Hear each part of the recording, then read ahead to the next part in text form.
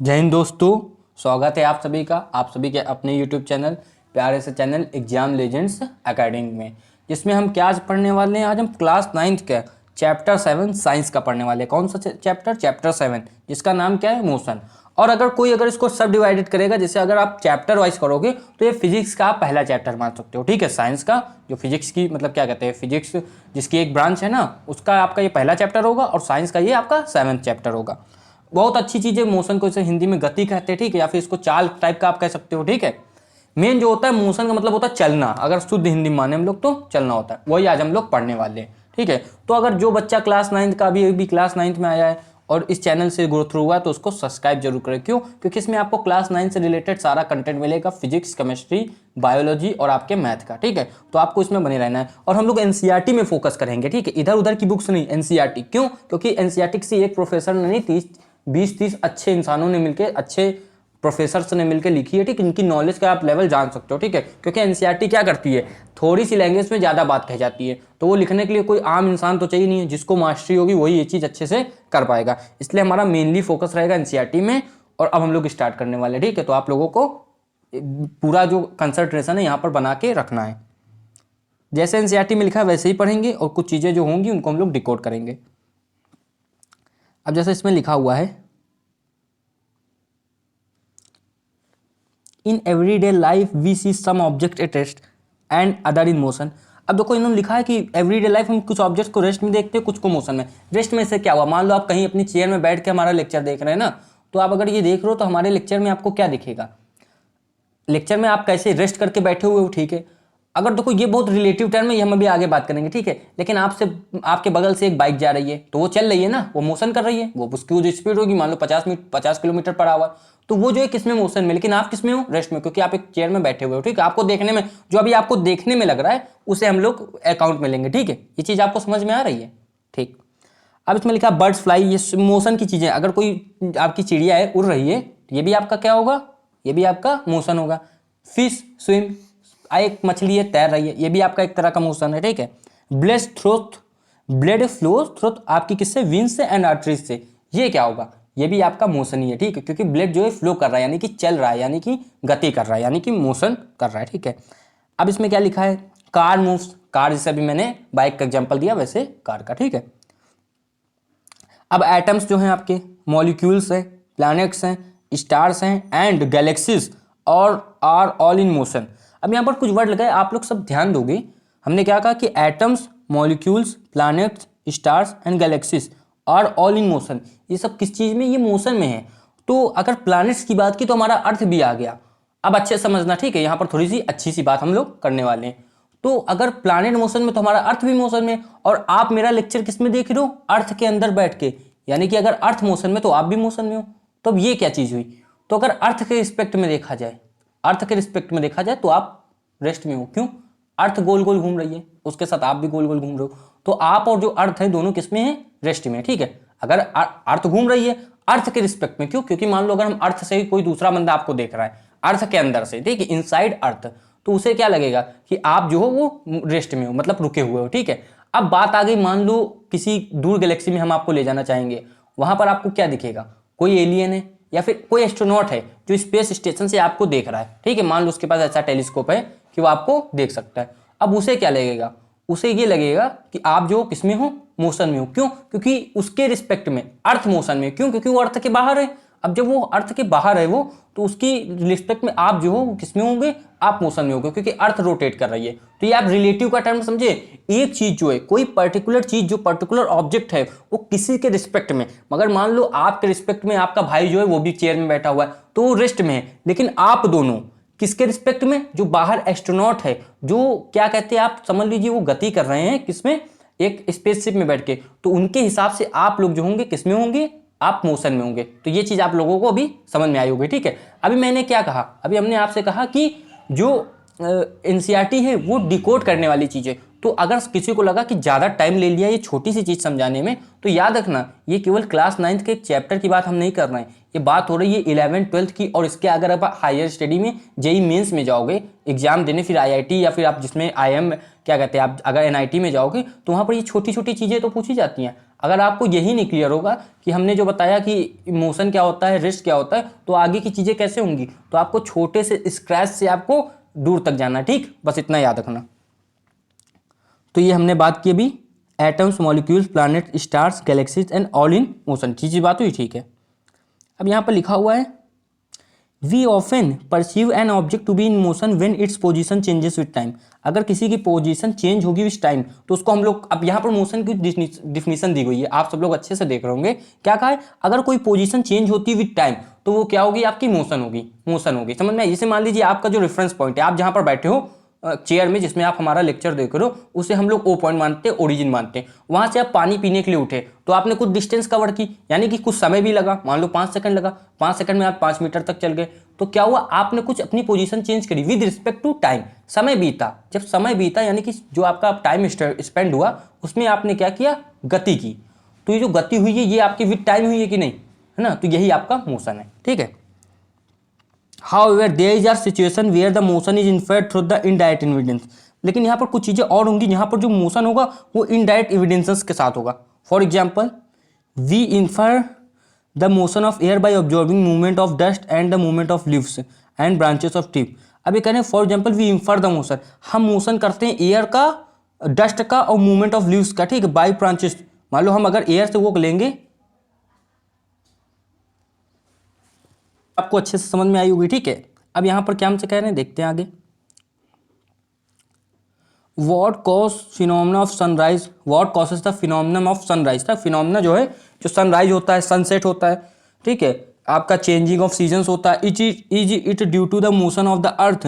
If it is true why don't we directly perceive the motion of earth, है ना, मतलब जो है उसको हम जो डायरेक्टली हम लोग समझ क्यों नहीं जाते किसके मोशन ऑफ अर्थ को, ठीक है। अच्छे से अभी देखो आगे समझ में आएगा, ये वर्ड अगर नहीं समझ में आया तो आगे समझ में आएगा। And object may appear to be moving for 1%, देखो वही बात आ गई, ठीक है। And stationary for some other for the, अब देखो इसमें जो बच्चों वाला एग्जाम्पल जो सब लोग बार बार सुन चुके होंगे वो भी हम लोग देखेंगे, ठीक है। The passenger as in a moving bus, the road side trees appear to be moving backwards. ये आप लोगों ने कभी भी ट्रैवल किया होगा तो आप लोगों को ऐसा लगा होगा। देखो जो क्लास 9th का बच्चा है, जो पहली बार आया है फिजिक्स की क्लास में ना, अब जो मेन फिजिक्स है वो तो क्लास 9 से ही आप लोग पढ़ोगे। तो उसके लिए आप ये चीज़, मतलब हम लोग एग्जाम्पल के साथ चलेंगे, कुछ चीज़ें बच्चों वाली लगेंगी। अगर कोई थोड़ा सा दिमाग जिसका ज़्यादा है, लेकिन हमें तो सभी को साथ लेके चलना है, तो आप लोगों को शांति से हर एक चीज़ को सुनना है, ठीक है। तो आप लोगों को ऐसा लगता है कि जो आपके जो ट्रीज हैं वो कहाँ जा रहे हैं, वो बैकवर्ड्स जा रहे हैं, लेकिन हम आपको ये बताएंगे कि ये चीज़ ऐसी होती नहीं है। इसमें सिंपल सी बात है, आप आगे जाते जा रहे हो तो वो पीछे जा रही है, चीज हो रही ना। इसका मतलब तो ये नहीं है कि जो ट्रीज है वो मोशन में, ये तो मतलब नहीं, आपकी बस मोशन में, ट्रीज अपनी जगह, लेकिन आपको क्या लग रहा है, आपके रिस्पेक्ट में जो आपके ट्रीज है, जो पेड़ है वो पीछे जा रहे हैं, ठीक, ये होता है ना। तो ये रिलेटिव टर्म इसी को कहते हैं। अभी आगे देखो क्या लिखा है। A person standing on the road side perceive that bus along with the passenger is moving. अगर कोई, जो हमारे जो पेड़ है उसके सामने अगर कोई बंदा खड़ा है तो उसे क्या लगेगा, उसे ये लगेगा कि जो ट्रीज है वो स्थिर है, आपकी जो बस है वो मूव कर रही, इसी को रिलेटिव मोशन कहते हैं, ठीक है। However, the passenger inside the bus sees his fellow passenger to be at rest। वही आपकी भाई वाली बात हो गई। अगर एक अंदर कोई पैसेंजर्स बैठे हैं तो उन्हें ये लगेगा कि जो उनके बगल वाले पैसेंजर्स हैं वो भी क्या है, रेस्ट में, उन्हें यही लगेगा, ठीक है। ये चीज़ आप लोगों को समझ में आई होगी। What to do these observation indicates। अब ये जो ऑब्जर्वेशन है हमें क्या दिखाती है, क्या दर्शाना चाहती है या फिर क्या जताना चाहती है, ठीक है।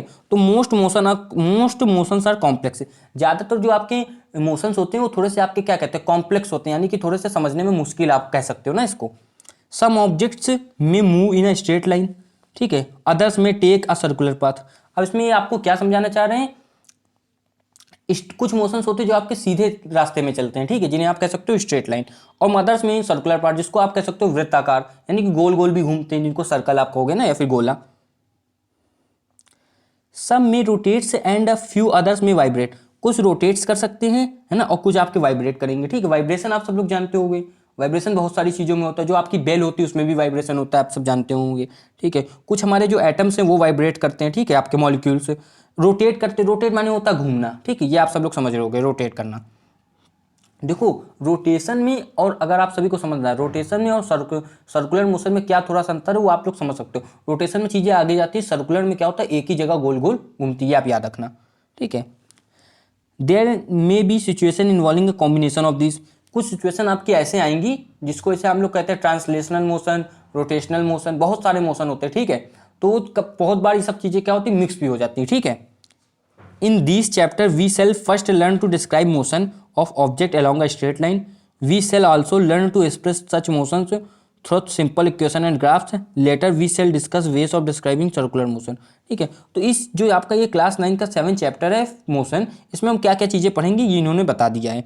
ये हमें बताना चाह रहे हैं कि हम इसमें क्या पढ़ेंगे, आपके सिंपल इक्वेशंस पढ़ेंगे, ग्राफ्स भी पढ़ेंगे, मोशन को अच्छे से समझेंगे, और लास्ट में हम क्या करेंगे, हम वी सेल यानी कि लिखा है हम लास्ट में अपना सर्कुलर मोशन को भी समझने की कोशिश करेंगे ना, प्रयत्न करेंगे। अब देखो यहाँ पर क्या लिखा हुआ है, अब दिखा है डिस्क्राइबिंग मोशन ना, मोशन को डिस्क्राइब करने के देखो इन्होंने भी कुछ कोशिश की है। वैसे हम लोग मोशन अभी जान चुके क्या होता है, ठीक है। कोई भी चीज़ जो अपने समय के साथ अपनी पोजीशन को चेंज कर रही है मतलब वो मोशन में, तो इसे हमें क्या, हम इसे कैसे बताएंगे कि कोई भी चीज़ जो मोशन कर रही है वो क्या, उसका डिफिनीशन क्या हो सकती है। अगर कोई चीज़ अपनी पोजीशन को चेंज कर रही है, ठीक है, अपना जो उसके जो कोऑर्डिनेट्स हैं उसको चेंज कर रही है विद टाइम, है ना, समय के साथ, जैसे जैसे समय बीतता जाएगा वो अपनी चीज़ें, वो अपने सब क्या कहते हैं अपनी पोजीशंस को चेंज करेगी, तो वो आपके क्या होंगे, मोशंस होंगे, ठीक है। अब इसमें देखो क्या लिखा है वो भी देखते हैं। We describe the location of an object by specifying a reference point, ठीक है। इसमें ये हमें क्या बताना चाह रहे हैं कि हम अगर किसी ऑब्जेक्ट को बताना चाहेंगे कि यहाँ पर है तो हम एक रेफरेंस पॉइंट ले लेते हैं, ठीक है। और 90% टाइम क्या होगा, जो ऑब्जेक्ट होगा वो रेफरेंस पॉइंट में होगा। रेफरेंस पॉइंट जैसे क्या होता है, जैसे मैं आपसे पूछना चाहूँ कि आपकी घर की दूरी आपके स्कूल से कितनी है, ठीक है, तो आपको एक रेफरेंस पॉइंट मानना पड़ेगा। तो आप अपने घर के गेट को मानोगे रेफरेंस पॉइंट, और वहां से नापोगे दूरी अपने स्कूल तक, और मान लो 2 किलोमीटर निकल के आई, तो रेफरेंस पॉइंट क्या है, रेफरेंस पॉइंट जो है वो हम आपका क्या होगा, घर होगा। वहां से 2 किलोमीटर है, वहां से क्या है 2 किलोमीटर है, ये आपको याद रखना, ठीक है। अब इसमें आगे क्या लिखा है, let us understand this is by example. Let us assume at that A school, है ना, देखो वो चीज़ लिखी भी है ना, school in a village is 2 kilometre north of the railway station, है ना। एक let us assume that a school in a village is 2 kilometre north of a railway station. 2 kilometre north में है एक स्कूल, ठीक है, किसके, ऑफ अ रेलवे स्टेशन, ठीक है। नॉर्थ आपकी यानी कि उत्तर की दिशा में 2 किलोमीटर दूरी रेलवे स्टेशन से अगर आप करोगे तो आपको क्या मिल जाएगा, कि स्कूल मिलेगा जो एक गाँव में है, ठीक है। ये चीज़ समझ में आ गई। अब देखो इसके आगे क्या लिखा है, रेफरेंस पॉइंट आप हमें समझना होगा सभी को। We have specified the position of the school with respect to the railway station. तो हमारा यहाँ रेफरेंस क्या हो गया, ये हमारा हो गया रेफरेंस आपका हमारा रेलवे स्टेशन। रेलवे स्टेशन को हमने रेफरेंस माना और वहां से 2 किलोमीटर बताया। अब 2 किलोमीटर उसके साथ हमने बता दिया उसकी डायरेक्शन, यानी कि वो कहाँ पर है, नॉर्थ में, क्योंकि भाई 2 किलोमीटर हम किस डायरेक्शन में जाएं, ये भी तो बात है। तो वो हमें बता दिया इन्होंने 4 डायरेक्शन में से, जो मेनली 4 डायरेक्शन होती है ना, उसमें इन्होंने बता दिया north. In this example the railway station is a reference point, ठीक है, ये तो सबको पता है।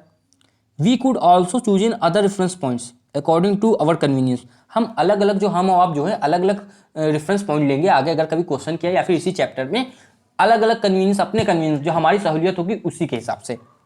Therefore, to describe the position of an object, we need to specify a reference point called the origin। देखिए हमने आपको पहले भी बताया कि जो ओरिजिन होगा वो हमको एक रेफरेंस पॉइंट जो होगा उसी को हम लोग ओरिजिन कहेंगे। ये मान के आप लोग क्वेश्चन सॉल्व करोगे आगे, ठीक है, ये चीज़ समझ में आई होगी।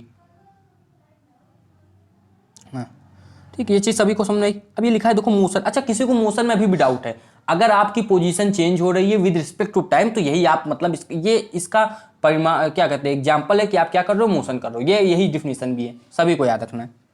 अब motion along a straight line, ये हमें साथ ही में देखना होगा ये क्या होता है। The simplest type of motion is the motion along a straight line.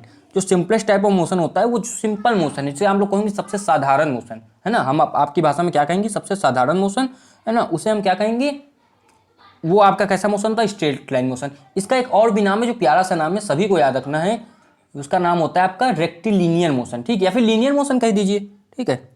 We shall first learn to describe this by an example. इसे हम एक एग्जाम्पल से समझेंगे, जैसा कि एनसीईआरटी में दिया हुआ है। क्या लिखा है देखो, पढ़ा जाता है ना। Consider the motion of an object moving in along a straight line path, ठीक है। एक कोई ऑब्जेक्ट इन्होंने कहा है जो कि एक स्ट्रेट लाइन में मोशन कर रहा है, ये हमें आपको सबको मानना है, ठीक है। The object start it journey from O which is treated as it reference point. एक ऑब्जेक्ट जो ओ पॉइंट से स्टार्ट होगा, जिसको हमने ट्रीट किया है उसका ओरिजिन पॉइंट, ठीक है। Let A B C represent the position of the object at different distance, ठीक है। ए बी और सी जो है उसके डिफरेंट पोजीशन बताई, ठीक है, उसकी आगे चला होगा वो, तो उसको A position, B position, C position मिली होंगी, जैसा आप समझ सकते हो। At first the object move through C and B. पहले ऑब्जेक्ट क्या होगा, अच्छा पहले सी ओ बी से मूव हुआ, ठीक, एंड नीचे से, और लास्ट में क्या होगा, वो रीच कर जाएगा ए के। Then it move back along the same path, and reaches C through B, ठीक है, इतना वो चला, ठीक है। ये चीज़ देखो यहाँ पर ये फिगर बना हुआ है, ठीक है। पहले वो ओ से कहाँ तक आया, सी में, सी से बी में। अब उसके बाद ये क्या गया, अच्छे से समझना, ठीक है, अच्छे से समझना। फिर वो कहाँ पर कहाँ गया आपके, सी से गया, अब यहाँ से पूरा ए में गया और वापसी फिर इतना मार दिया, ठीक है आपका। तो अब देखो इसमें क्या बताना चाह रहे हैं, वैसे हम समझ गए लेकिन साथ ही में चलेंगे। तो उसने कितनी, उसने टोटल उसने चला, ठीक है, हमें देखना है। तो चलो यहाँ पर नाप लिया जाए, किसी को कोई प्रॉब्लम नहीं होगी इसमें, ठीक है। पहले तो वो यहाँ तक चला, पहले तो कहाँ तक चला आपका, ये पूरा चला यहाँ पर कहाँ तक, एक मिनट, पहले जो इन्होंने कहा है वो सी ओ बी तक चला, यहाँ तक आया, ठीक है, 35 किलोमीटर। ऑलराइट, अब हम देख रहे हैं उसने आगे ये कहा कि वो ए तक फिर गया, तो 35 से पूरा 60 हो गया, ठीक है। अब यहाँ पर एक चीज़ कैच होगी, इन्होंने क्या कहा, फिर से उसने वापसी मार दी।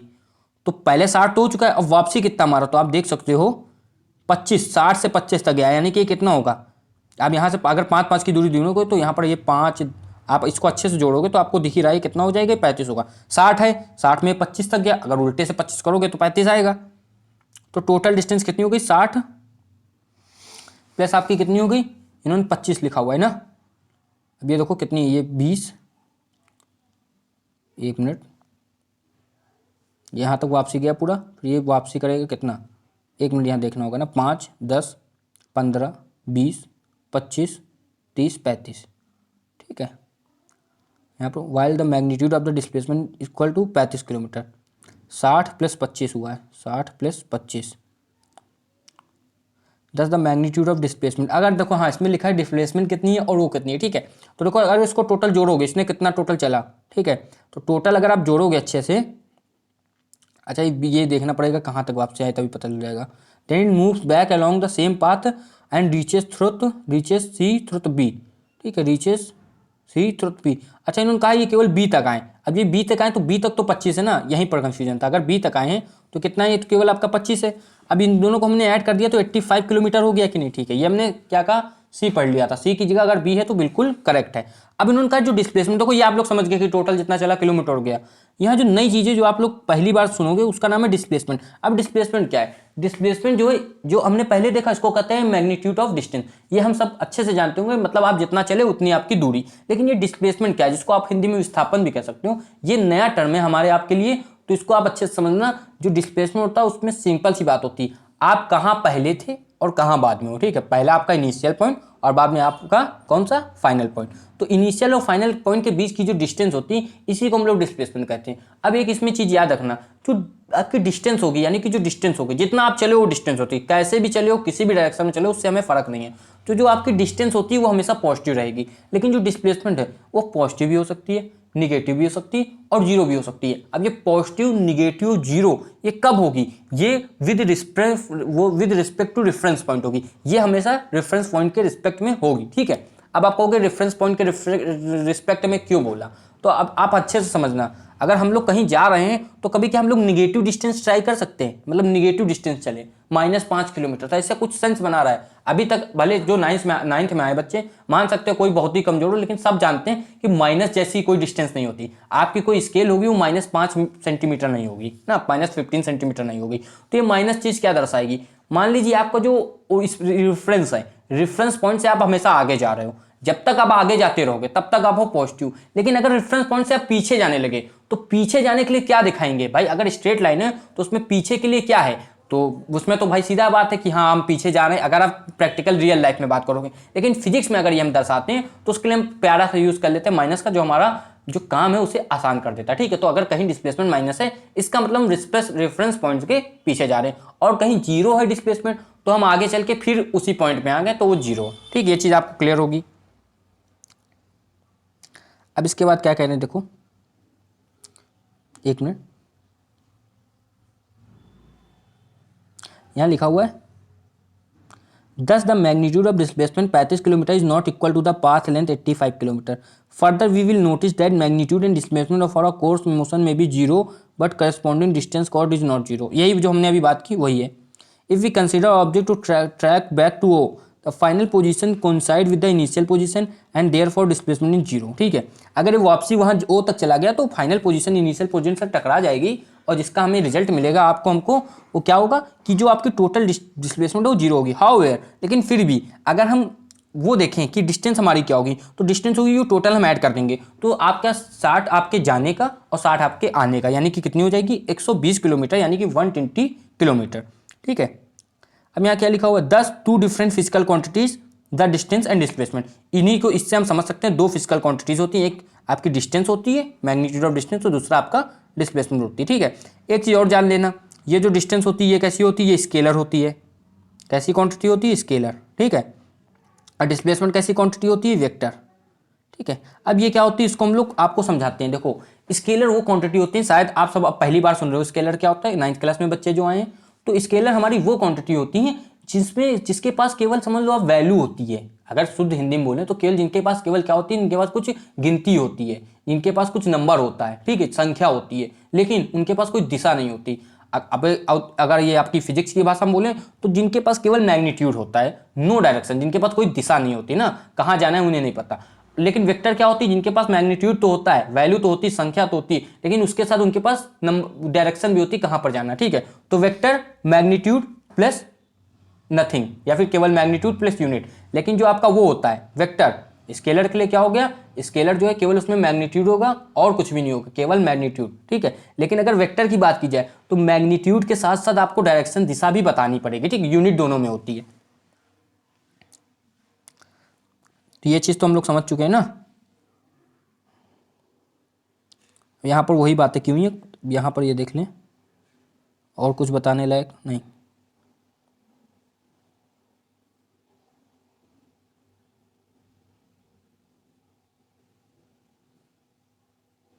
ये जो क्वेश्चन है आप लोग सॉल्व कर सकते हो, जिसे ज़्यादा कठिन क्वेश्चन नहीं होगा। ऐसे लिखा है, an object has move through the distance.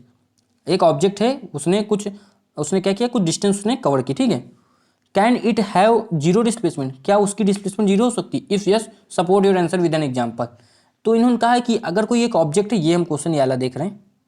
ठीक है, तो इन्होंने कहा है अगर ऐसा है तो आप अपने सपोर्ट कीजिए अपने आंसर को। तो आप हमेशा किसी चीज़ को सपोर्ट करते हो तो किसके साथ करते हो, अगर आपको कोई गवाही देनी तो आप एग्जाम्पल के साथ दोगे, तो इसमें भी आप एग्जाम्पल दीजिए और ऐसा दीजिए कि जो एकदम पते में लगे। तो आप कहोगे कि एग्जाम्पल चाहिए तो ले लो, जैसे ऑब्जेक्ट जो है वो हम है, ठीक है, आप जो है वो ऑब्जेक्ट हो। आप अपने स्कूल गए, मान लो 2 किलोमीटर है, फिर आप वापस आ गए अपने स्कूल से अपने घर में, तो आप अपने स्कूल गए, वहां से वापस भी आ गए, आपने चला, ठीक है, तो आपकी डिस्टेंस कितनी हो गई, 2 किलोमीटर जाने का, 2 किलोमीटर आने का। ठीक है, अब यहाँ पर आप अच्छे से समझना, आपकी जो डिस्टेंस है वो 4 किलोमीटर तो हो गई, लेकिन अब जब आप अपने घर से वहां चले तो आपका इनिशियल पॉइंट कौन सा है, आपका घर, फाइनल पॉइंट कौन सा है, आपका स्कूल, वापसी आप अपने घर में आ गए, यानी कि आपका इनिशियल और फाइनल पॉइंट क्या हुआ, एक ही हो गया, आपका घर। तो यहाँ पर डिस्प्लेसमेंट कितनी होनी चाहिए, 0। तो ये सिंपल सा एग्जाम्पल आप अपने एग्जाम पेपर में दे सकते हैं। ठीक है, अब नेक्स्ट देख लें क्या लिखा हुआ है, अ farmer moves along a boundary of square. देखिए ये भी बहुत आसान क्वेश्चन है। ठीक है, वैसे हम चाहेंगे कि आगे के जो क्वेश्चन है आप अपने मन से लगाएं, लेकिन इसमें क्या रहे हैं, a farmer moves a boundary for a square of a square field of 10 metre in 40 second. ठीक है, अब farmer moves along a boundary, तो वो 10 मीटर चलता है इन 40 सेकेंड। ठीक है, what will be the magnitude of the displacement of the farmer eight the end of the 2 minute 20 second.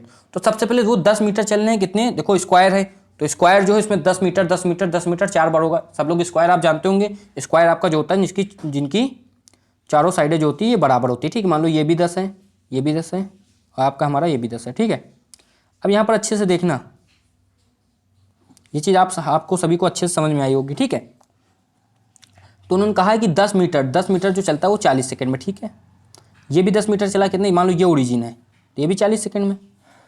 2 minute 20 second जो आपका, इसको आप अगर जो ऐड करोगे तो कितना होगा, 120 मिनट्स। ठीक है, और आपका 20 और ऐड करोगे यानी कि 140 मिनट। तो ये 40 हो गए, यहाँ पर हमने ऐड किया, फिर से 40 हो गया। ये आप सभी को चीज़ क्लियर, इसमें किसी को कोई डाउट नहीं होगा। ठीक है, फिर जब ये चला तो कितना चल पाएंगे, ये चल पाए आपके केवल 20 सेकेंड्स चल पाएंगे। क्यों, क्योंकि अब जो आप अच्छे समझ सकते हो, क्योंकि अब इनके पास समय खत्म हो गया, क्योंकि 2 मिनट और 20 सेकंड ही इनके पास टाइम था। ठीक है, जो हमारे फार्मर हैं इनके पास। तो अब ये करेंगे क्या, ये वहाँ पर रुक जाएंगे। अब जैसे वो रुक गए तो आप यहाँ की डिस्टेंस देखोगे, भाई 40 मिनट में ये 10 मीटर चल रहे थे, तो आप सभी जानते क्या होगा, ये सिंपल सी बात है कि ये आपके चलेंगे 20 सेकंड में 5 मीटर, तो 5 मीटर की डिस्टेंस है, ओरिजिन से कितनी डिस्टेंस हुई, 5 मीटर, ये आपका आंसर हो जाएगा। ठीक है, अब इसमें अगला क्वेश्चन हम देखेंगे, which one of the following is true for displacement, it can not be zero. ये तो गलत है, एक जीरो तो हो सकती है, अभी हम लोगों ने पहले देखा। Its magnitude is greater than the distance travel by an object, कभी नहीं, इक्वल हो सकता है भाई, डिस्टेंस जो है वो इक्वल हो सकती है डिस्प्लेसमेंट के, ठीक है, इक्वल हो सकती है या फिर बड़ी होगी, लेकिन छोटी कभी नहीं होगी। ये आप लोग अपने दिमाग से, अपने विवेक से बता सकते हो, ठीक है। अब ये अगर किसी को इसमें डाउट है कि अरे सर जी ने हमें पूरा नहीं समझाया, तो आप अच्छे से गौर करना। आप अगर डिस्टेंस चल रहे हो, ठीक है, तो आप कुछ ना कुछ डिस्टेंस चलोगे, उसके बाद आप रुक भी जाओ, ठीक है, उसके बाद आप वापस भी आ जाओ, तो आपकी डिस्टेंस तो फिक्स हो गई है। आपकी जो डिस्टेंस होगी वो कुछ ना कुछ होगी, लेकिन आप अगर अपनी जगह में वापस आ गए तो डिस्प्लेसमेंट तो जीरो हो गई। और अगर मान लो आप स्ट्रेट लाइन में चल गए तो डिस्प्लेसमेंट बराबर हो गई। लेकिन डिस्प्लेसमेंट कुछ ऐसा तरीका हमें नहीं याद आएगा, या फिर आप भी नहीं बता सकते। अगर किसी के पास हो तो वो कमेंट कर सकता है, वैसे ऐसा कोई तरीका नहीं।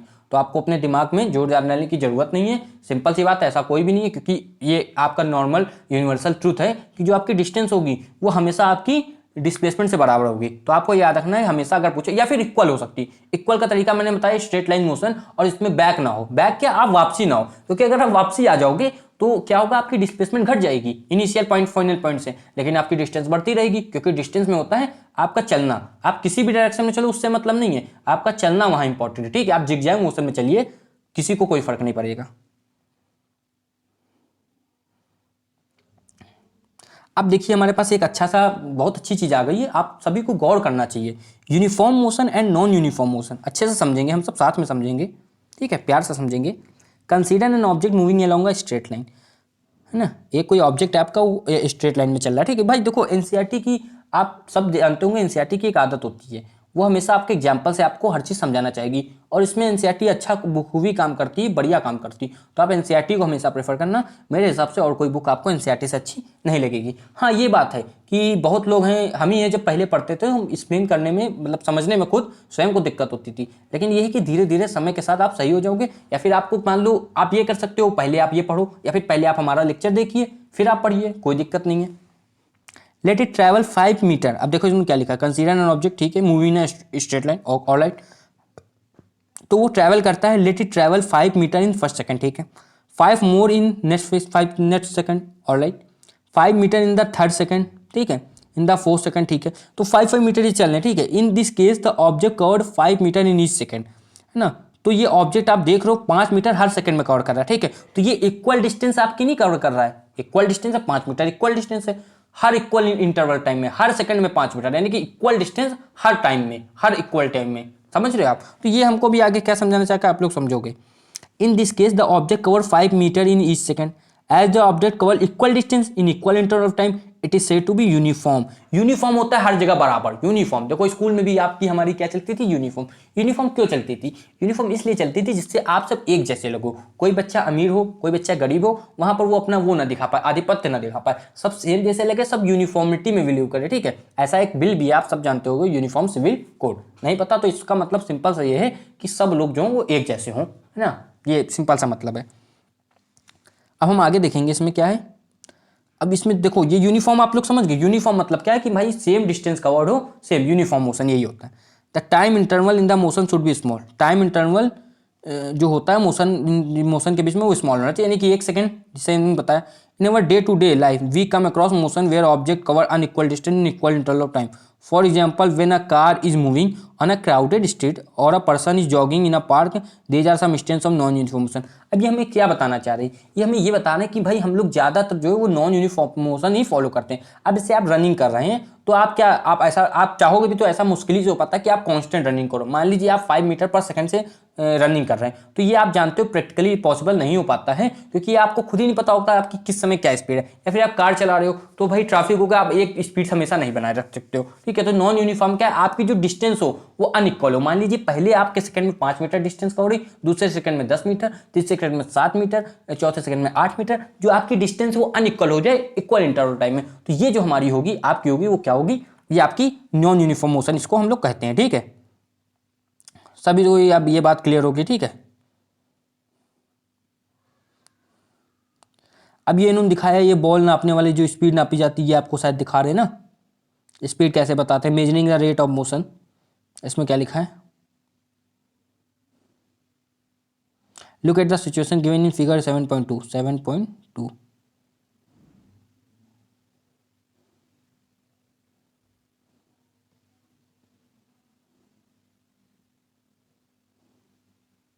चलिए अब देखते हैं, आप लोगों ने देख लिया होगा ना, ये चीज़ है, इसमें बॉलिंग स्पीड दिखाया जा रहा है अलग अलग तरीके से, और यहाँ पर जो है आपकी 50 और 40 किलोमीटर, इसमें कुछ भी नहीं है, अभी हम बता रहे हैं। Look at the situation given in figure, है ना 7.2, if the bowling speed is 140 kilometre per hour in figure 7.2, what does it mean, what do you understand from sign board in figure 7.2। तो इसमें 7.2 में आपके दो फिगर है, एक ए एक बी है, तो इन दोनों से आप क्या समझते हो, ये आपकी अंडरस्टैंडिंग देखना चाहते हैं कि आपने अभी तक हमारे साथ पढ़ा तो आपको क्या लाभ हुआ ना। Different objects may take different amount of time to cover a given distance. तो इन्होंने यहाँ पर लिखा हुआ है सिंपल सा, देखिए बॉलिंग हो रही है, एक ओवर में आपके कितने 6 बॉल्स थी इसमें जैसे बताया, ठीक है, तो एक की स्पीड 135 है, एक की 143 है, ठीक है, किलोमीटर पर आवर। तो ये सिंपल सा आपको यही बता रहे हैं कि हर एक आवर में इनकी स्पीड अलग अलग है, ठीक है, तो उसको आप नॉन यूनिफॉर्म कह सकते हो, वही चीज़ ये समझाना चाह रहे हैं, ठीक है। अब इसमें क्या लिखा हुआ है, the rate at which object move be different, also different object can move at a same rate. One of the ways measuring the rate of motion of an object is to find out the distance traveled by an object in its time। तो इन्होंने कहा है अगर हमको किसी का motion निकालना है तो हम सिंपल सा आप निकालेंगे, क्या निकालेंगे, आप देखेंगे उसकी स्पीड क्या है, जो आपका ऑब्जेक्ट है जिसके ऊपर आप फोकस कर रहे हो उसकी स्पीड, उसकी क्या कहते हैं आप, उसकी क्या डिस्टेंस क्या है और कितने सेकंड में उसने कवर किए। मान लो उसने 5 मीटर डिस्टेंस कवर किए 5 सेकंड में, तो उसकी डिस्टेंस कितनी है, 5 मीटर को ऊपर रखोगे, है ना, न्यूमेरिकली बता रहे हैं, और आप उसको कैसे रखोगे, नीचे लिखोगे 5 सेकंड को, तो स्पीड क्या आएगी आपकी 5 से 5 कट होगा और स्पीड आएगी 5 मीटर पर सेकंड, 5 मीटर पर सेकंड या फिर 5 मीटर सेकंड इनवर्स। तो यही क्या हो गया, उसकी स्पीड हो गई। स्पीड क्या होती है, डिस्टेंस अपॉन, यहाँ से वही बताने वाले हैं कि स्पीड क्या होती है, डिस्टेंस अपॉन टाइम। डिस्टेंस की यूनिट मीटर है और इसकी क्या हो गई, स्पीड की क्या हो गई, डिस्टेंस अपॉन आपका टाइम यानी कि मीटर पर सेकेंड। सभी कोई चीज़ क्लियर होगी ना। अब ऐसा ही यूनिट ऑफ स्पीड लिखी हुई है, ये सब तो आप लोग देख ही रहे हो, ठीक है। एवरेज स्पीड क्या होती है, मान लीजिए कोई चला 20 किलोमीटर पर घंटे से, मान लीजिए आप कानपुर गए, 50 किलोमीटर पर घंटे से आप कानपुर गए और 70 किलोमीटर घंटे से आप वापसी आ गए, तो जाने में आपको कुछ टाइम लगा, आने में कुछ लगा, तो टोटल डिस्टेंस कितनी हुई आपकी ना, वो आपको जोड़ना होगा और टोटल आपका क्या होगा, टाइम वो जोड़ना होगा, उससे आप निकाल सकते हो, ठीक है। मान लीजिए 50 और 70 है तो उसमें आपको समय पता चल रहा होगा कि पहले में आपकी जो है डिस्टेंस तो दोनों टाइम बराबर है, पहले में आपको समय कम लगा होगा, ज़्यादा लगा होगा, दूसरे में कम लगा होगा, क्यों, क्योंकि अगर स्पीड बढ़ गई है तो समय कम होगा, ये तो आप समझ ही रहे हो, अगर स्पीड कहीं ज़्यादा है तो समय कम होगा, ठीक है, क्योंकि दोनों एक दूसरे के इन्वर्सली प्रोपोर्शनल है। ये देखो यहाँ पर सभी को दिखा। अब यहाँ पर लिखा हुआ है if an object travel at a distance s in time t then speed, ये फॉर्मूला आपका स्मॉल फॉर्मूला है, v equal to s upon t. यहाँ एस जो है आपकी डिस्टेंस है, एनसीईआरटी ने जो डिस्टेंस उसको एस से दर्शाया, तो हम लोग भी प्रयास करेंगे कि हम लोग एस से दिखाएं, ठीक है, और टी टाइम को है, v क्या आपका स्पीड है, ठीक है। अब इसके बाद क्या आपका, let us understand this by an example, है ना, आपको किसी एक एग्जाम्पल से बताना चाह रहे हैं। A car travel distance 100 kilometre in 2 hours, ठीक है, it average speed is 50 kilometre, the car might not have travel at 50 kilometre at all the time, ठीक है, लेकिन जो कार है आपकी उसने क्या हुआ, क्या इसने बताना कि वो हमेशा 50 किलोमीटर पर आवर से नहीं चली होगी ना, हमेशा नहीं चली होगी, सही बात है, कभी ज़्यादा होगी कभी कम होगी, तो एवरेज बता दिया हमें, है ना। Sometimes it might have travel faster sometimes slower, लेकिन एवरेज जो निकल के आया है वो 50 किलोमीटर पर आवर निकल के आया है, ठीक है। ये सभी को समझ में आई कि नहीं बात, ये ठीक है। अब ये एक क्वेश्चन यहाँ पर दे दिया है, चलो जल्दी से देख लेते हैं। इन्होंने कहा है an object travel 16 metre in 4 second and then another 16 metre in 2 second, what is the average speed of the object. एक कोई ऑब्जेक्ट है वो 16 मीटर चला 4 सेकंड में, ठीक है, देन अनदर 16 मीटर 16 मीटर आपका 2 सेकंड में, तो आप हमसे पूछा है इन्होंने the average speed of the object, object की एवरेज स्पीड कितनी होगी। तो आपको हमको कुछ भी नहीं करना, बस इसे ऐड कर देना है। हम इसे ऐड करेंगे तो आपके 16 मीटर को ऊपर ऐड किया, नीचे टाइम को ऐड किया, ऊपर आपने क्या डिस्टेंस को रख दिया, नीचे टाइम को रख दिया, और ये एवरेज जो आंसर है वो आपका आ जाएगा, कहाँ गया ये एवरेज आंसर आपका आ गया 5.33 मीटर पर सेकेंड इनवर्स। ये आपका सिंपल सा आंसर है, सभी को समझ में आया होगा, ठीक है। अब इसके आगे आपसे क्या कहने हैं, तो एवरेज स्पीड आ गई। अब इसके आगे अब आपसे पूछे स्पीड विद डायरेक्शन। अब ये देखिए ये टर्म लिखा हुआ है स्पीड विद डायरेक्शन, ये एक नाम है, दूसरा नाम अभी आप 2 मिनट में जान जाओगे, ठीक है भाई। देखो हमने स्पीड को स्पेसिफाई कर लिया, अब स्पीड के साथ जो डायरेक्शन है उसको स्पेसिफाई करने की बारी भी है, ठीक है। तो आप लोग को ध्यान से ये भी चीज़ देखनी है। यहाँ पर क्या लिखा हुआ है अच्छे से आपको गौर करना है। The rate of motion of an object can be more comprehensive, है ना, जो रेट है मोशन ऑफ ऑब्जेक्ट का वो मोर कम्प्रहेंसिव हो सकता है if we specify its direction motion along with speed. जो रेट ऑफ मोशन है वो बहुत ज़्यादा कम्प्रहेंसिव हो सकता है, बहुत अच्छे से आप समझ सकते हो अगर उसके साथ उसकी डायरेक्शन बताएं। आपने कह दिया कि हमें 5 किलोमीटर जाना, हमें फलानी चीज़ हमें प्राप्त हो जाएगी। लेकिन अब इसकी बात ये हुई ना कि वो 5 किलोमीटर किस डायरेक्शन में जानी है। हम 4 डायरेक्शन जो मेन है वहां जा सकते हैं। 4 डायरेक्शन की भी सब डायरेक्शन होती है, साउथ ऑफ ईस्ट होता है, नॉर्थ ऑफ ईस्ट होता है ना, ये आप समझ रहे हो ना। तो इसमें हमको अच्छे से जो समझना है वो आपको देखना है कि हमको डायरेक्शन भी जाननी है, ठीक है। तो अब इसमें देखिए आगे क्या लिखा है, तो quantity that specify both these aspects, ये जो वो क्वांटिटी जो इन दोनों चीज़ों को बताएगा, यानी कि आपकी मैग्नीट्यूड को भी बताएगा और आपके डायरेक्शन को भी बताएगा, उसे हम सिंपल सी फिजिक्स की भाषा में वेलोसिटी कहते हैं, ठीक। वेलोसिटी हिंदी में अगर आपसे कोई पूछे तो इसको वेग कहते हैं। अब यहाँ पर क्या लिखा हुआ है, velocity is the speed of an object moving in a definite direction. Velocity क्या होता है, वो स्पीड है of an object moving in a definite direction. तो अगर कोई डायरेक्शन के साथ स्पीड बताए तो उसका नया टर्म, हम नया शब्द जो फिजिक्स में बताया गया है वो हम क्या यूज़ करेंगे, वेलोसिटी का हम लोग यूज़ करेंगे। The velocity of an object can be uniform और वेरिएबल। जो आपकी वेलोसिटी है वो यूनिफॉर्म भी हो सकती है, वेरिएबल भी हो सकती है। It can be change by changing the object speed. हम इसको चेंज कर सकते हैं by changing the object speed. अगर ऑब्जेक्ट की स्पीड आप चेंज करेंगे तब भी आपकी वेलोसिटी जो चेंज होगी। हाँ, अगर आप इसकी डायरेक्शन चेंज करेंगे तब भी आपकी स्पीड चेंज होगी, ठीक है, मतलब वेलोसिटी चेंज होगी, क्योंकि ये डिपेंड करती है ना। अगर आपने डायरेक्शन चेंज करी तो डायरेक्शन के साथ चेंज होगी, अगर आपने स्पीड चेंज की तो ये स्पीड के साथ भी अपना चेंज होगी। It can be change by changing the object speed, ठीक है, डायरेक्शन और मोशन, ठीक है, ये चीज़ तो हो गई। When an object is moving along a straight line at a variable speed, अगर कोई ऑब्जेक्ट मूव कर रहा है along a straight line at variable speed, we can express the magnitude of its rate motion in terms of average velocity। अगर कोई variable speed से move कर रहा है तो हम क्या करेंगे, थोड़ा थोड़ा जो इनकी जो वेलोसिटी होगी हर एक समय में उसको हम लोग ऐड करेंगे और एज हम लोग एवरेज वेलोसिटी से हम दर्शाएंगे, ठीक है, दिखाएंगे।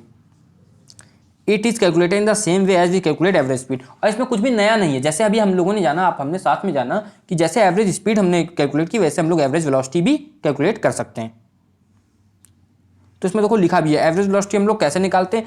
पहले सबसे वेलोसिटी क्या थी वो हमको करना है, और सबसे लास्ट में वेलोसिटी क्या थी वो अपॉन में आपको क्या करना है, डिवाइड बाई 2 कर देना है। ये आपको याद रखना है, ठीक है। इनिशियल वेलोसिटी, शुरुआत में क्या वेलोसिटी थी और आखिर में क्या वेलोसिटी। अब आप कहोगे शुरुआत और आखिर की बात कहाँ से आ गई ना, ये हमें पहले क्यों नहीं बताया गया कि मतलब वही तो कहा गया कि सब कुछ सेम है। तो आप यहाँ थोड़ा डिस्प्लेसमेंट के पास जाइए। डिस्प्लेसमेंट में क्या होता था, हमेशा हम लोग इनिशियल पोजीशन और फाइनल पोजीशन देखते थे। अब डिस्प्लेसमेंट से ही निकली है क्या चीज़ आपकी, उसके कहीं डेराइव हुई आपकी वेलोसिटी, क्योंकि ऊपर जो होता है वो आपकी स्पीड नहीं होती है, मतलब आपकी डिस्टेंस नहीं होती, आपके ऊपर डिस्प्लेसमेंट होती है। तो डिस्प्लेसमेंट हमेशा इनिशियल और फाइनल पे डिपेंड करती है, तो हम लोग इसको भी इनिशियल और फाइनल में ही लेके निकालेंगे, ठीक है।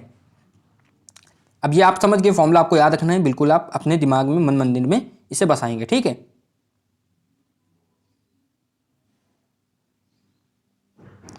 अब देखिए कुछ क्वेश्चन आगे प्यारे से हम लोगों को साथ में देखने होंगे, ठीक है।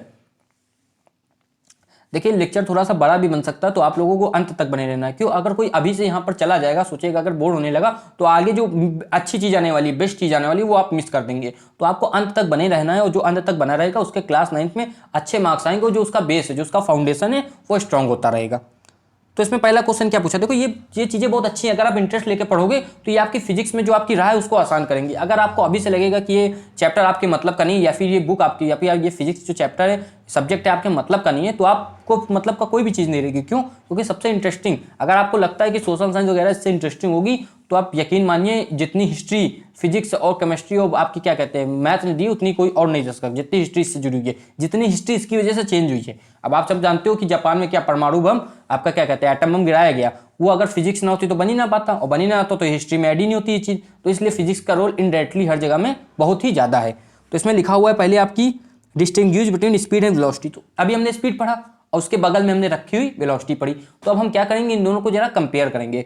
स्पीड क्या होती है, स्पीड आपकी होती है डिस्प्लेसमेंट अपॉन, स्पीड आपकी होती है डिस्टेंस अपॉन टाइम, कितनी हमने दूरी चली अपॉन कितना टाइम। अब आपकी ये आपका क्वेश्चन है वही हम बता रहे हैं, वेलोसिटी कितनी होती है आपकी, वेलोसिटी आपकी होगी डिस्प्लेसमेंट अपॉन टाइम, ठीक है, दोनों की यूनिट सेम है। अभी इन्होंने कहा डिस्टिंग्विश बिटवीन, तो हम लोग सेम वाली चीज़ें ज़्यादा नहीं पढ़ेंगे, लेकिन दोनों की जो आपकी डायरेक्शन है वो सेम, दोनों की जो क्या कहते हैं आपकी यूनिट है सेम है, मीटर पर सेकंड। अब इनकी थोड़ी बातें अलग कर लें तो क्या है, स्पीड केवल मैग्नीट्यूड के ऊपर रिलाई करती है, यानी कि स्पीड की केवल आपकी हमारी मैग्नीट्यूड होता है, लेकिन जो हमारी वेलोसिटी है उसके पास क्या मैग्नीट्यूड के साथ साथ डायरेक्शन भी है। स्पीड जो है वो हमेशा पॉजिटिव रहेगी, और ये जो आपकी वेलोसिटी ये हमेशा निगेटिव, पॉजिटिव और आपकी जीरो हो सकती है। क्यों, क्योंकि ये हमारी किससे निकली है, डिस्प्लेसमेंट से। अब डिस्प्लेसमेंट जब पॉजिटिव, निगेटिव, जीरो हो सकती है तो आपकी वेलोसिटी भी हो सकती है, ठीक है।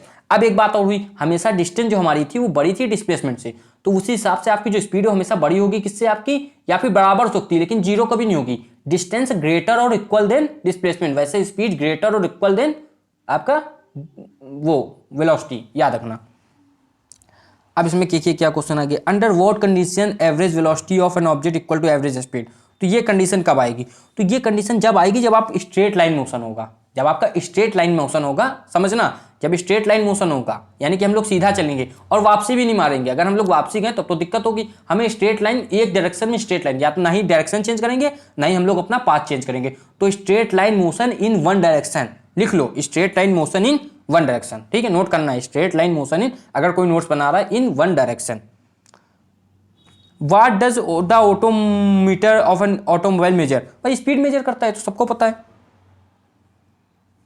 ठीक है।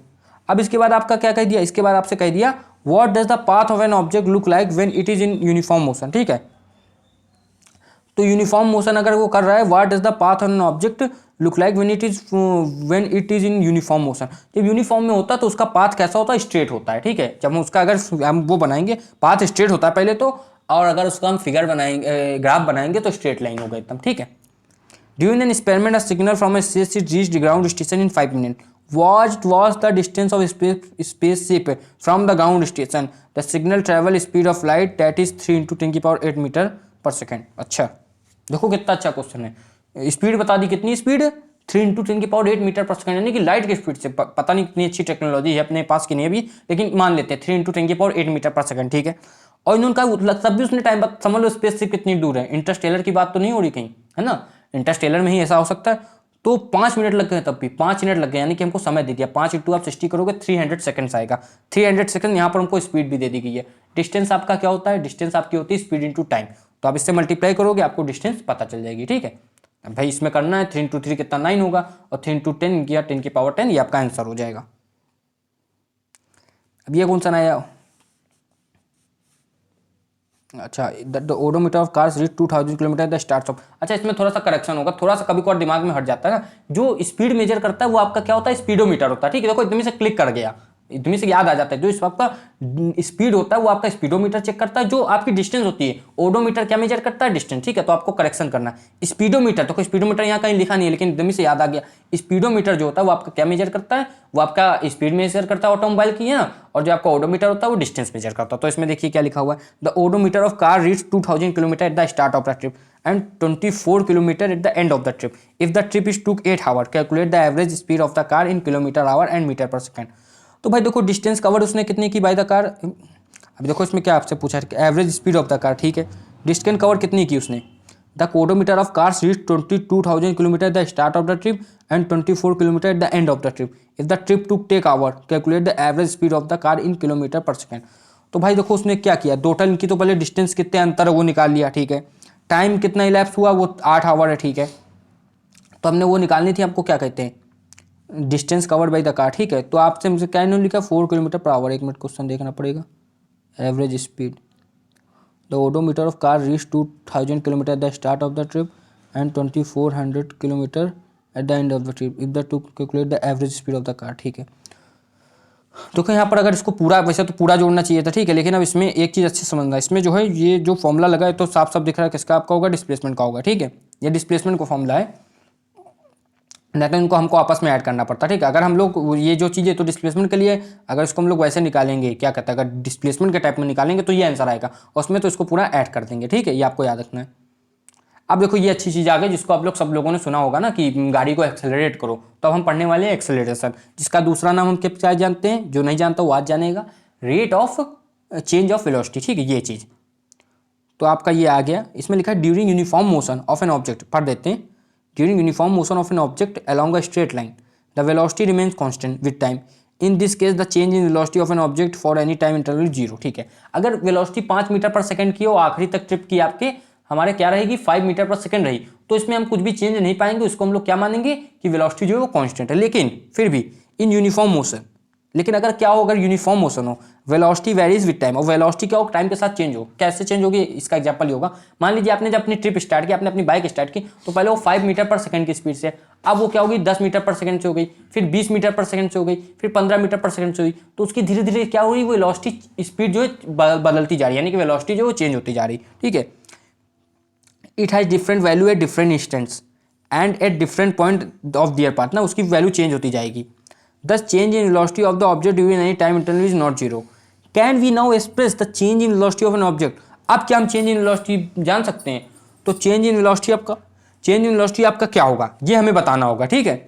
तो अच्छे से समझना आप लोगों को, ठीक है। चेंज इन वेलोसिटी, अब यहाँ पर चेंज इन वेलोसिटी की बात आ गई है तो इसको अच्छे से समझना। ये सिंपल सा, इसी को हम लोग क्या कहते हैं? एक्सेलरेशन कहते हैं। अब अगर कोई चेंज है, देखो अगर कहीं भी कोई चेंज आ जाए तो हमेशा याद रखना, चेंज हमेशा आता है टाइम के साथ। कहते हैं ना समय के साथ, ये कहते हैं ना time is the best healer. तो टाइम के साथ हर चीज होती, चाहे वो घाव हो, चाहे आपका कोई काम हो, टाइम के साथ वो हो ही जाएगा, या फिर कुछ भी हो वो टाइम के साथ खत्म होगा। तो कहीं चेंज आ जाए तो चेंज हमेशा टाइम के साथ होता है, ठीक है।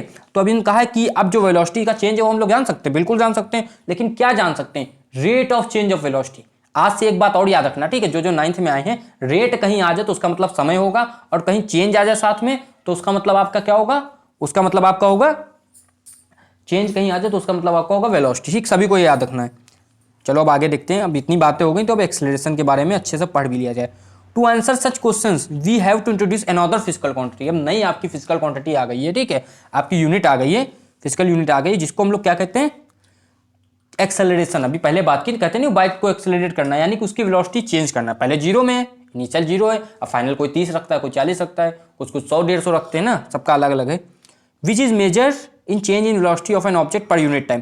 अब देखो अच्छे से समझना, ये होता क्या है? एक्सेलरेशन होता क्या है? Change in velocity. वेलोसिटी कैसी थी पहले इनिशियल में और फाइनल में, यानी कि फाइनल से हमेशा हम इनिशियल को हटाएंगे, और कितने समय में ऐसा हुआ? मान लीजिए आप जीरो आपकी स्पीड है ना, और आपकी 50 किलोमीटर पर आवर हो गई, कितने? मान लो 10 सेकंड में हुई है या 20 सेकंड में, तो वही आपके क्या होगी? एक्सेलरेशन निकलेगा, जितनी स्पीड है अपॉन जितना आपका समय है।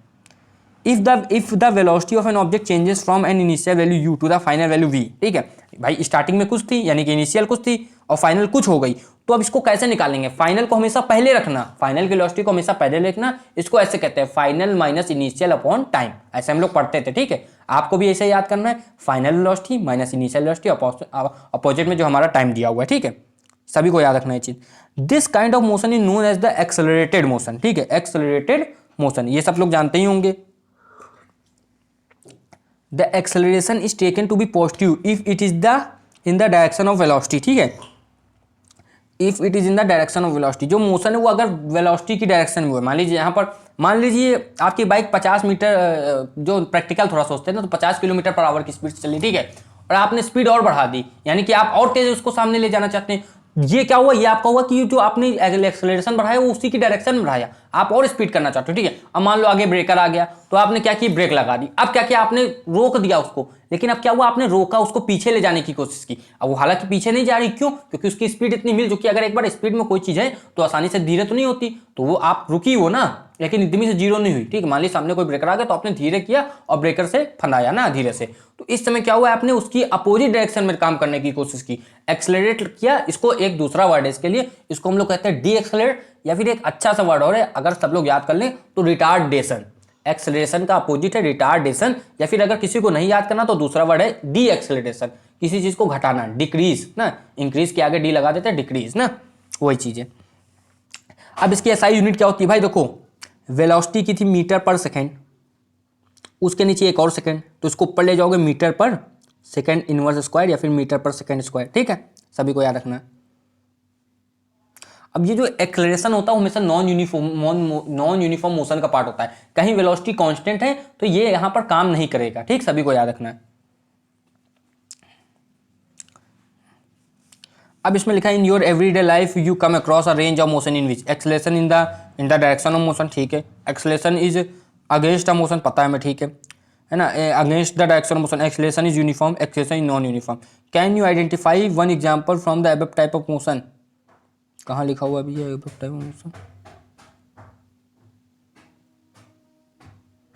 ऐसा ये क्वेश्चन दिया हुआ है, क्वेश्चन तो आप लोग सॉल्व कर लोगे। देखो इसमें बताया भी है कि इनिशियल वेलोसिटी कुछ थी, फाइनल वेलोसिटी कुछ थी, ठीक है, तो ये सॉल्व चाहिए आपको, एक मिनट क्वेश्चन देखना है। देखो इनिशियल की कितनी थी? 0, फाइनल कितनी है? 6, और टाइम कितना लगा आपका? 30, तो सॉल्व करके कितना आ रहा है?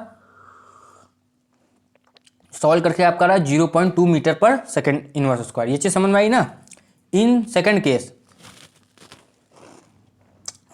अब सेकेंड केस में क्या है? अब तो देखो, अब अच्छे समझना, अब जो आपकी पहले वेलोसिटी थी 6 मीटर, तो क्वेश्चन किसी को देखना है तो देख लो, ये क्वेश्चन है ना, एक मिनट, ये क्वेश्चन है हमें तो मेन जो आंसर है वही देखना है, मतलब जो समझने वाली चीज़ है।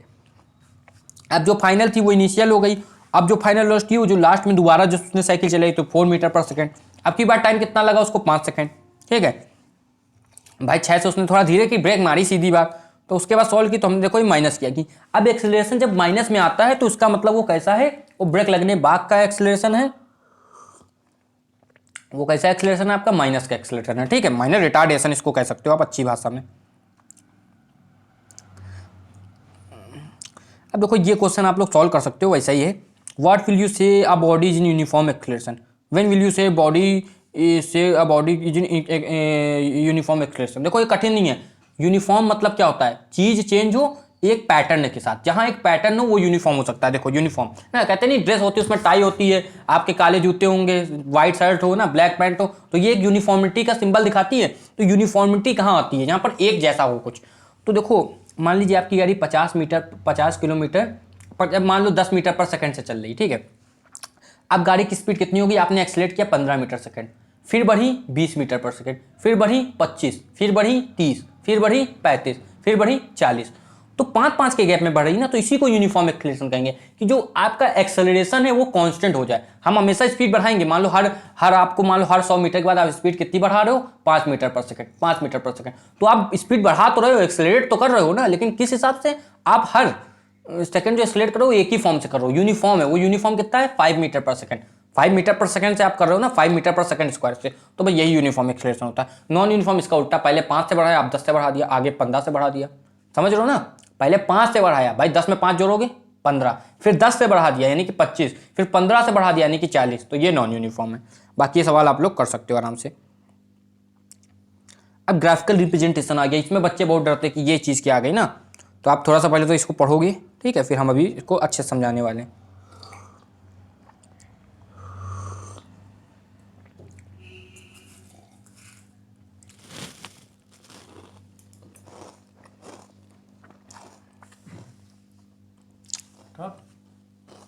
अब देखो, अब इसमें से ग्राफ्स ना, ग्राफ्स को पढ़ लिया ना सबने।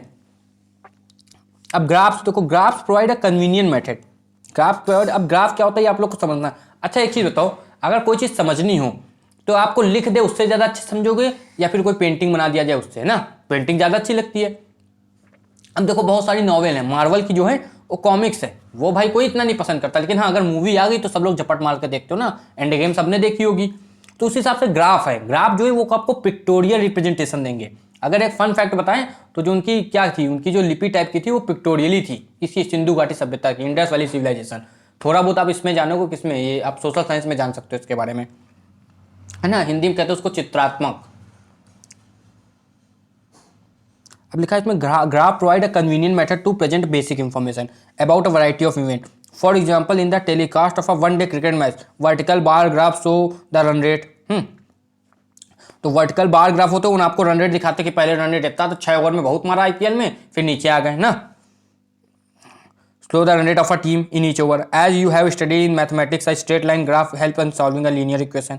तो ग्राफ बहुत ज़्यादा यूज होता है ना, तो ग्राफ का यूज फिजिक्स में भी है। अब देखो कैसे है, to describe the motion of an object we can use line graph. In this case line graph show dependence of one physical quantity such as distance और velocity on another quantity such as time. तो इसमें कुछ graph है, जैसे आपका distance है, speed time graph है, acceleration time graph है। ये एक्सेलरेशन टाइम ग्राफ है क्या, तो एनसीईआरटी में होना, अगर होगा तो हम पढ़ाएंगे, नहीं होगा तो अपनी तरफ से पढ़ाने का प्रयास होगा। अब यहाँ पर आपसे हमसे क्या कह दिया है, डिस्टेंस टाइम ग्राफ समझना है, ठीक है। तो देखो डिस्टेंस टाइम ग्राफ में होता क्या है, हम लोग जो हमारी डिस्टेंस उसको हम लोग क्या कहते हैं, आप वाई एक्सिस बन जाइए, और टाइम से क्या कहते हैं आप एक्स एक्सिस बन जाइए, और डिस्टेंस टाइम ग्राफ का खेल शुरू होता है, ठीक है। अब देखो इसमें कुछ भी नहीं है, पहले तो आपको याद रखना है ये आपकी क्या है, डिस्टेंस है, ये बिना पढ़े हम लोग समझेंगे, ठीक है। ग्राफ से समझो, ग्राफ इसलिए दिया गया है कि ग्राफ से समझा जाए, तो हमें क्या अपना एनर्जी वेस्ट करना पढ़ के ना, जो उसमें लिखा हुआ है। ग्राफ डिस्टेंस और टाइम का जो ग्राफ होता है वो आपको किसको दिखाता है, वो हमारी दिखाता है प्यारी वेलोसिटी को। अगर डिस्टेंस टाइम का, एक मिनट सॉरी, वो आपकी दिखाता है किसको, स्पीड को दिखाता है, ठीक है। स्पीड के बिना कोई काम ही नहीं हो सकता। अब कोई लेक्चर 2x में देख रहा होगा, स्पीड ही तो है, कोई नॉर्मल में देख रहा होगा। तो ये जो स्पीड है हमारी, ये डिस्टेंस और टाइम के ग्राफ को दिखाता है, यानी कि जो डिस्टेंस है, जो y है। अब देखो ये चीज़ आती कहाँ से, ये आती है स्लोप से। स्लोप जो होता है, ये चीज़ जो होती है इसको हम लोग स्लोप कहते हैं। वैसे ही आपके 11th में ज़्यादा अच्छे से आप समझ लो, स्लोप जो होती है उसको हम लोग tan थीटा कहते हैं। tan थीटा क्या होता है, अगर किसी ने अभी तक नहीं पढ़ा तो याद रखना, tan थीटा होता है एक वो ट्रिग्नोमेट्रिक रेशियो होता है जिसका मतलब होता है, देखो अभी तो कुछ नहीं समझना, जिसका मतलब होता है परपेंडिकुलर अपॉन बेस। अब परपेंडिकुलर क्या होता है, जो सीधी सीधी लाइन एकदम हवा में हो, ठीक है। मान लो कोई खंबा गड़ा हुआ है तो ये क्या है, परपेंडिकुलर है। और खंबे की सूरज के समय एक परछाई बनती है, अगर सूरज उसके बिल्कुल क्या कहते हैं उसके मतलब अगर सन है तो वो परछाई बनाएगा उसके खंबे की, तो जमीन में होगी, उसको हम लोग बेस कहते हैं। अभी आप इतना समझ लो, क्योंकि अगर कोई सीबीएसई बोर्ड वाला है और या कोई भी बोर्ड हो, अभी उसके सिलेबस में ये अच्छे से आया नहीं है ना, तो ये चीज समझ में आई। तो जो tan थीटा हमारा स्लोप है वो होता है y अपॉन एक्स, क्योंकि y अपना खंबा है और x अपनी परछाई है, ठीक। बस वही चीज़ है। तो यानी कि हम इसको y अगर निकालेंगे, ये चीज़ थीटा को निकालेंगे तो डिस्टेंस अपॉन टाइम रख देंगे, और डिस्टेंस अपॉन टाइम क्या होता है, वेलोसिटी। तो इन दोनों बीच से जो डंडी निकलेगी वो क्या दिखाएगी हमको, वेलोसिटी। अब ये स्ट्रेट है, इसका मतलब वेलोसिटी कैसी है, वेलोसिटी आपकी कैसी है, मतलब जो आपकी स्पीड है वो कैसी है, कांस्टेंट है, ठीक है। अगर ये ऐसे हो जाए यानी कि स्पीड, एक मिनट, अगर ये ऐसे हो जाए यानी कि स्पीड कैसी है, पॉजिटिव है। और अगर ये ऐसे हो जाए तो स्पीड कैसी है, निगेटिव है। स्पीड तो निगेटिव नहीं होती, मतलब स्पीड घट रही है, ठीक है। अगर वेलोसिटी आ जाए तो हाँ वो निगेटिव है। हाँ, अब देखो इसको अच्छे से समझना, अगर कोई भी चीज़ ऐसे बनी हो, अच्छे से समझना, कोई भी चीज़ ऐसे बनी हो, बाउल इसको कहते हैं। अगर क्या कहते हैं, उठा हुआ कटोरा है तो समझो चीज़ हमारी पॉजिटिव है, और अगर क्या कहते हैं ढका हुआ कटोरा है तो मतलब हमारी चीज़ कैसी, निगेटिव है। ग्राफ में इतना याद रखो, आगे कुछ भी जानने की जरूरत नहीं है, ठीक है। अब देखो इससे सारे क्वेश्चन हो जाएंगे, ये चीज़ समझ में आई आप लोगों को, ठीक है। अब हम आगे बढ़ेंगे। अब देखो ये टाइम दिखा रहा है, 0 सेकंड में 0 है, देखो ये यहाँ पर बना हुआ है, ठीक है, बता रहे हैं, ठीक। ये कैसे निकलेगा, आपसे कहेंगे 1 सेकंड में कितना है, 2 सेकंड में कितना है, 1 मीटर है, 4 में कितना है, 4 है, 6 में कितना है, 9 है। इसका कोई पैटर्न ज़्यादा अच्छा बन नहीं रहा है तो इसको भी हटाते। अच्छा ये पैटर्न बन तो है, ये नॉन यूनिफॉर्म के लिए दिया है, नॉन यूनिफॉर्म में तो ऐसा ही पैटर्न बनेगा। देखो लेकिन ये बढ़ता हुआ नॉन यूनिफॉर्म है, देख रहे हैं ना। देखो अगर ये ग्राफ ऐसे बनता है यानी कि घटता हुआ, स्पीड घटती हुई, ये सभी को समझ में आ रही होगी ना। वेलोसिटी टाइम ग्राफ क्या होता है, वेलोसिटी टाइम ग्राफ जो है आपको किसको दिखाएगा भाई, यहाँ पर वेलोसिटी होगी, एक मिनट सब लोग बताना, यहाँ पर वेलोसिटी होगी और यहाँ पर टाइम। तो ये क्या दिखाता है, वेलोसिटी अपॉन टाइम क्या होता है, ये होता है आपके एक्सेलरेशन। तो हम इसे एक्सेलरेशन आराम से कह सकते हैं ना, ठीक है। अब मान लो अगर इसमें ये स्ट्रेट बन जाए, अगर ये आपका स्ट्रेट बन जाए यानी कि अगर इसमें ये स्ट्रेट लाइन बने तो इसका मतलब होता क्या है, इसका मतलब होता है आपका जो एक्सेलरेशन है वो 0 है। अच्छा ये समझ में नहीं आया ना, माने होगा ये कैसे, अगर स्ट्रेट लाइन अगर ये एक्स एक्सिस के बराबर है तो ये 0 ऐसा कैसे। तो भाई अच्छे से समझना, ये एक्स एक्सिस अच्छे से समझना, ठीक है। ये जो चीज़ है ये ऐसे पूरा ऐसे बनी हुई है, ठीक है। इसका मतलब क्या हुआ, अच्छे से समझना, इसका मतलब हुआ, अच्छे से समझना तभी समझ में आएगा। इसका मतलब जो वेलोसिटी है वो हर टाइम 40 ही 40 है, 40 ही 40 है। तो ऊपर वेलोसिटी कैसी हो गई, कांस्टेंट, नीचे टाइम कुछ भी हो रहा है उससे मतलब नहीं। आप ऊपर ध्यान दीजिए, जब आप ऊपर ध्यान देंगे तो आप ये देखेंगे कि वेलोसिटी जो हमारी वो क्या कर रही है, वो हमारी बढ़ ही नहीं रही है, मतलब 40 है, कांस्टेंट है। अगर वेलोसिटी कांस्टेंट, इसका मतलब क्या हुआ, एक्सेलरेशन 0, इसलिए हमारा एक्सेलरेशन जो है 0 है। अब तो क्लियर है ना, वेलोसिटी 40 माइनस 40 करोगे तो कितना आएगा, 0। वही चीज़ है। और कहीं ये स्ट्रेट लाइन बने यानी कि अगर ये स्ट्रेट लाइन बने यानी कि आपका यूनिफॉर्म एक्सेलरेशन है, और ये ऊपर जाए यानी कि पॉजिटिव एक्सेलरेशन, और ये नीचे है यानी कि निगेटिव एक्सेलरेशन है, ठीक है। रिटार्डेशन जिसको कहते हैं, ये चीज़ भी आपको समझ में आ गई। हाँ एक मैंने कहा था ना ये चीज़, देखो ये हम बता दे रहे हैं आपको अपनी तरफ से। अगर मान लो ये वैसे सिलेबस में है नहीं ना, ये एक्स्ट्रा इन्फॉर्मेशन है। मान लो यहाँ एक्सेलरेशन हो, यहाँ टाइम हो, तो जो ग्राफ बनता है उसको हम लोग कहते हैं जर्क। अब ये जर्क क्या होता है, जर्क के अलग अलग मतलब है, लेकिन जो हम बताने वाले हैं वो आपको अभी सुनना है। जर्क का मतलब होता है झटका, ठीक है। मान लीजिए आपकी गाड़ी एकदम से स्टॉप हो गई, तो उस समय जो लगता है, ये स्टेट वैसे आपके सिलेबस में नहीं, जर्क होता है एकदम से झटका लगना। तो ये जर्क जो होता है ये एक्सेलरेशन अपॉन टाइम पे लगता है, एक्सेलरेशन के ऊपर एक्सेलरेशन लग जाए, ऐसा समझ सकते हो, ठीक है। एक्सेलरेशन के ऊपर एक्सेलरेशन लग जाए, इसकी यूनिट क्या होती है, मीटर पर सेकंड क्यूब। ये से आपका सिलेबस में नहीं है, ठीक है। तो इसको हटा देते हैं हम लोग। अब देखिए क्या बचा हुआ है। अब ये यूनिफॉर्म सर्कुलर मोशन क्या होता है ये भी देख लिया जाए क्या। भाई देखो यूनिफॉर्म सर्कुलर मोशन जो होता है वो आपकी सेंट्रीपिटल फोर्स की वजह से होता है, ठीक है। ये आप लोगों को सबको देखना है। अब जैसे यहाँ पर ये बंदा है, ये जो है ये हमारे क्या है, इसको घुमा रहे हैं ना, ये इंसान जो है इसको घुमा रहे हैं। अब ये जो घुमा रहे हैं तो ये कैसे घूम रहा है भाई, इनके जो सेंटर की तरफ एक फोर्स लगती है उसको हम लोग सेंट्रीपिटल फोर्स कहते हैं। वो सेंट्रिक फोर्स होती है, सेंटर की फोर्स होती है, वही मदद करती है चीज़ों को घूमने में। छोटे में आप लोगों ने वो सब क्या कहते हैं घुमाया ही होगा, क्या कहते हैं लंगर टाइप का जो होता है उसको गोल गोल घुमाया जाता है, तो वो इसी की वजह से आपका घूमता है, ठीक है। ये सभी को याद रखना है। बाकी तो आगे एक्सरसाइज ही आप अपनी तरफ से करने का प्रयास करेंगे। देखो जिस बच्चे ने अगर अच्छे से लेक्चर को देखा है तो वो एक्सरसाइज के आपके 90% क्वेश्चन सॉल्व कर सकता है। एक आधे ऐसे होते हैं जो सॉल्व करने के लिए नहीं होते, लेकिन कोई ओवर स्मार्ट होगा तो उसे भी सॉल्व करेगा, ठीक है। अच्छा स्मार्ट होगा ना बंदा, भाई देखो ओवर स्मार्ट कोई गलत वर्ड नहीं है, जो ज़्यादा दिमाग लगाता है वो स्मार्ट तो होता ही है और होना जरूरी भी है, ठीक है, बस हर जगह नहीं। अब यहाँ पर लिखा हुआ है देखो, ये यूनिफॉर्म सर्कुलर मोशन कुछ भी नहीं है। गोल गोल जो मोशन होता है उसी को हम लोग यूनिफॉर्म सर्कुलर मोशन कहते हैं। सेंट्रीपिटल फोर्स की वजह से होता है, जो सेंट्रल की तरफ लगती है, ठीक है, सेंट्रल फोर्स होती है, ठीक है। उसको काउंटर करने के लिए एक सेंट्रीफ्यूगल फोर्स भी होती है। बस आपको भी इतना ही जान के रखना, ठीक है। एक्सरसाइज आप अपने मन से करेंगे और दिल लगा के करेंगे। कितने क्वेश्चन है देखिए, 10 क्वेश्चन है, आप आराम से कर सकते हो। जो क्वेश्चन है आपको एक काम करना है, जो क्वेश्चन है आप सीधा कमेंट करके बताना कि सर ये क्वेश्चन नहीं आया। अगर क्वेश्चन की संख्या 3-4 से ज्यादा होगी तो हम इसकी पूरी एक्सरसाइज ही करवा देंगे। केवल 10 क्वेश्चन है, ठीक है। और अगर हो जाए तो ये भी कमेंट करके बताना है आप लोगों को कि क्या कहते हैं, ये भी आपको कमेंट करके बताना है कि भाई सारे क्वेश्चन हो गए। और एक क्वेश्चन भी है सबके लिए, जो कमेंट जो लास्ट लेक्चर देखा उसके लिए क्वेश्चन है, ये बताना जो हमारे 3 लॉज ऑफ मोशन है। अभी मान सकता है बहुत बच्चों ने नहीं पढ़े, ठीक है, लेकिन आप अपनी बुक में ढूंढना 3 लॉज ऑफ मोशन है वो किस साइंटिस्ट ने दिया, आपको उसका प्यारा सा नाम आपको हमें कमेंट करके बताना है। और आपको क्या करना है, आपको सिंपल सा मोटिव पढ़ाई करते रहना है, अपना ध्यान रखना है और क्या करना है, अपने दोस्तों से शेयर भी तो करना है। अगर शेयर नहीं करोगे तो अगर जिसके पास फोन है वो तो शेयर कर ही देगा, शेयर करना है, वो भी ये लेक्चर देखे, फिर आप स्कूल में जाके अपने डिस्कस करोगे। डिस्कशन से क्या होगा, नॉलेज का क्या होगा, आपका ट्रांसफॉर्मेशन होगा, इसको आदान प्रदान करते हैं हिंदी में। उससे क्या होगा, आपकी नॉलेज और बढ़ेगी। फिर धीरे धीरे आप सब बच्चों को ये बताओगे, भाई अकेले नॉलेज रखने वाली चीज़ बेकार है, सबको बताओगे तो नॉलेज बढ़ेगी। और जितना ज़्यादा स्कूल में डिस्कशन करोगे तो फालतू के डिस्कशन नहीं होंगे। पढ़ाई करते रहिए। जय हिंद।